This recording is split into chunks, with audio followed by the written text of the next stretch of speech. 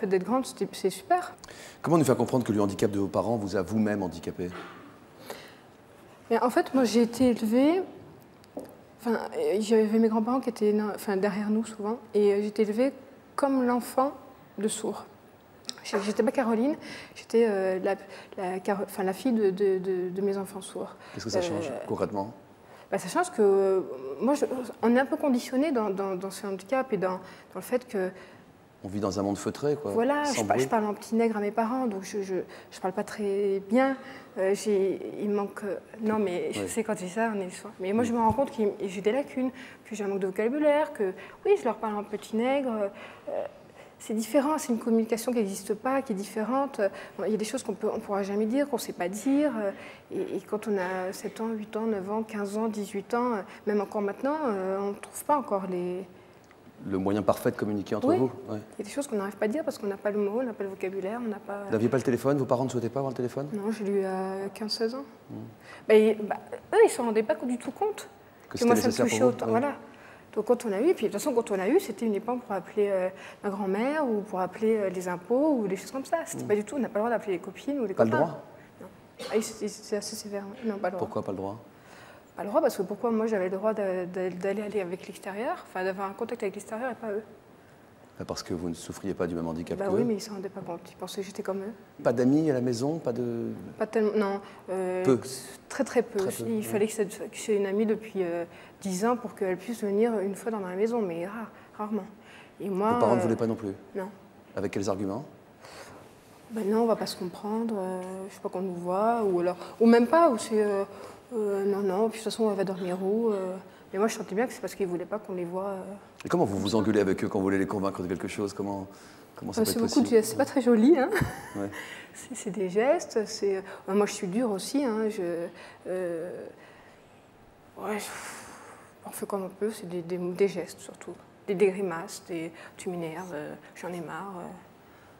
C'est qu'ils ils ont dû attendre vos 15, 16, 17, 18 ans pour se rendre compte à quel point le contact avec l'extérieur vous manquait, quoi.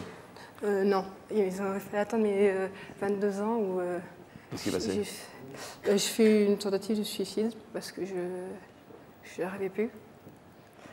Vous n'arriviez plus à quoi? J'arrêtais pas de dire à tout le monde que je souffrais, excusez-moi, que c'était dur d'avoir des parents comme ça. Parce qu'on m'a toujours dit occupe-toi d'eux, occupe-toi d'eux, occupe-toi d'eux, les pauvres, les pauvres, les pauvres.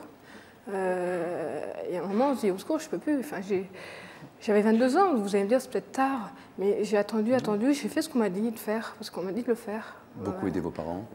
Oui, c'est pas eux qui m'ont dit ça, c'est les autres qui m'ont dit tu t'occupes de, tu le fais. De toute façon, tu es presque né pour ça, donc tu le fais. Et à 22 ans, je prévenais tout le monde, je disais aidez-moi parce que j'en peux plus. Comme on ne m'écoutait pas, je ne voulais pas mourir, je ne cherchais pas du tout à mourir, mais je me suis dit il faut que je fasse quelque chose pour qu'on m'écoute, qu'on me comprenne. Qu'on comprenne que c'est grave pour vous, quoi. Oui, que je souffrais, que j'étais pas comme eux, que c'était dur, que d'appeler sa maman en lui tapant sur l'épaule et pas dire maman, c'était difficile, etc. Et donc vous occupez d'eux, surtout de vous occuper d'eux, que les rôles soient inversés à ce point, quoi. Oui. C'est peut-être ça donc, qui est plus difficile, j'ai l'impression, qui est le plus intriguant. On cherche des parents, en fait, finalement, c'est un peu... On cherche des parents. Vous en avez trouvé ailleurs?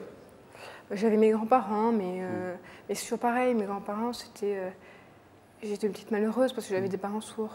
Et donc j'ai fait ça. Et qu'est-ce que ça a changé?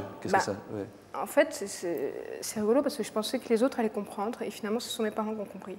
Et à partir de ce jour-là, le fait de dire que mes parents étaient sourds, je ne pleurais plus. Ils avaient compris que je souffrais. Ils avaient compris que c'était dur pour moi. Comment vous l'ont-ils fait comprendre? Qu'ils avaient compris? J'ai compris tout de suite. Quand j'ai retrouvé maman à l'hôpital. Vous êtes réveillée à l'hôpital? Oui. Oui. Votre maman était là? Elle est arrivée après, ouais. Elle m'a vue. Je lui ai dit pourquoi tu as fait ça? C'est à cause de nous. Je dis, là, je n'ai pas dit c'est pour vous parce qu'elle ne va pas comprendre la nuance, mais j'ai dit oui parce que je souffre pour vous, parce que vous souffrez, et parce que je vous aime et que je vous vois souffrir, que je souffre. Et donc à partir de là, tout a changé. C'était une renaissance. C'est-à-dire, qu'est-ce qui s'est passé? C'est qu'aujourd'hui, j'ai envie de crier à tout le monde que mes parents sont sourds. C'est vrai, c'est devenu une véritable passion. La surdité, la langue des signes, c'est une passion. Vous avez appris le langage des signes? Ils n'ont pas voulu m'apprendre. Ouais. je pense qu'ils avaient peur, enfin je sais pas. Oui, Bernard. Mais aujourd'hui que vous avez un petit peu réglé tout ça avec eux, qu'ils ont trouvé leur place dans votre tête, et vous pareillement apparemment, vous ne demandez pas pourquoi il n'y a pas eu cette tentative de créer un dispositif de communication très jeune, parce que vous y, dans l'inquiétude pour eux, on a le sentiment qu'ils ne s'inquiétaient pas trop pour vous. Pas du tout, ils n'étaient pas du tout conscients de ma souffrance. Enfin non, c'était normal. Jamais ils sont venus me demander si j'avais besoin d'eux pour faire mes devoirs. Mais vous ne leur avez jamais dit non plus? Non, parce que j'ai jamais rien dit, je n'avais pas de faire de la peine, je ne pouvais pas. Vous avez une grande sœur? Oui.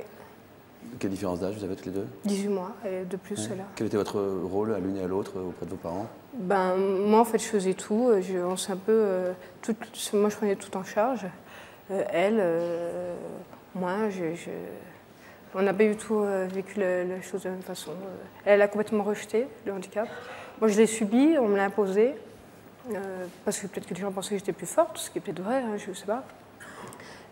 Voilà, mais ce sont les autres qui nous conditionnent à cela, hein, c'est toujours pareil. Hein, c'est toujours l'extérieur. C'est toujours l'extérieur. Il faut être résistant à ça.